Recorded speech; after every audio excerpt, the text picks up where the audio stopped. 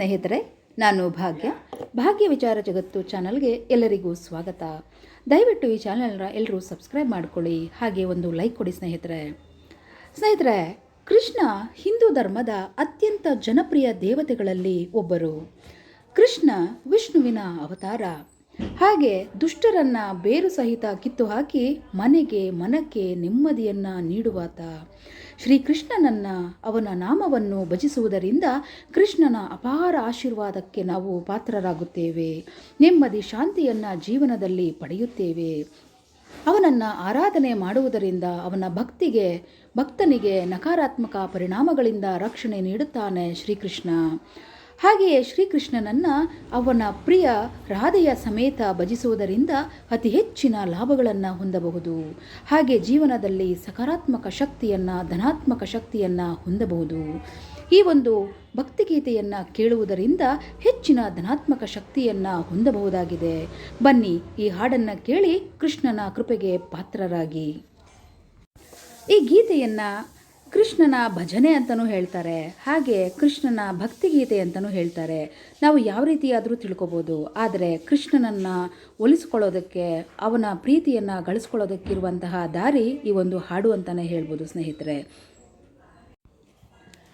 ರಾಧೆ ರಾಧೆ ರಾಧೆ ರಾಧೆ ಗೋವಿಂದ, ವೃಂದಾವನ ಚಂದ ವೃಂದಾವನ ಚಂದ, ಅನಾಥನಾಥ ದೀನ ಬಂಧು ರಾಧೆ ಗೋವಿಂದ, ನಂದಕಿಶೋರ ನವನಿತ ಚೋರ ರಾಧೆ ಗೋವಿಂದ, ವೃಂದಾವನ ಚಂದ ವೃಂದಾವನ ಚಂದ, ಅನಾಥನಾಥ ದೀನ ಬಂಧು ರಾಧೆ ಗೋವಿಂದ, ಪುರಾಣ ಪುರುಷ ಪುಂಡರಿಕಾಕ್ಷ ರಾಧೆ ಗೋವಿಂದ, ವೃಂದಾವನ ಚಂದ ವೃಂದಾವನ ಚಂದ, ಅನಾಥನಾಥ ದೀನ ಬಂಧು ರಾಧೆ ಗೋವಿಂದ.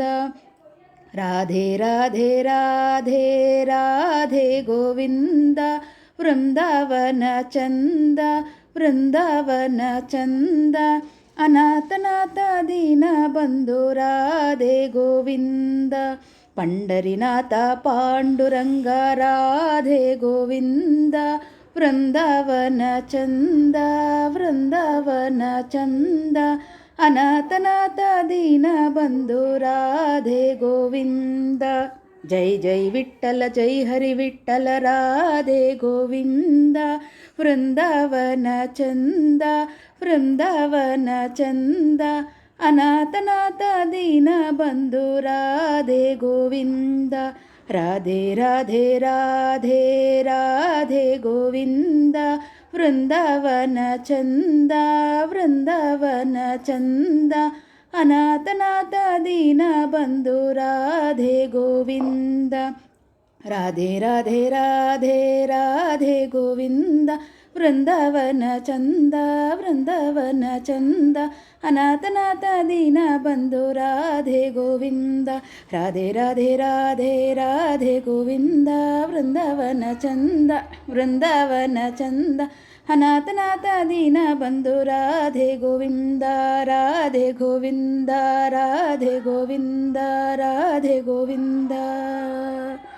ಈ ವಿಡಿಯೋ ಇಷ್ಟ ಆಗಿದ್ದರೆ ದಯವಿಟ್ಟು ಲೈಕ್ ಮಾಡಿ, ಶೇರ್ ಮಾಡಿ, ಕಮೆಂಟ್ ಮಾಡಿ. ಧನ್ಯವಾದಗಳು ಸ್ನೇಹಿತರೆ.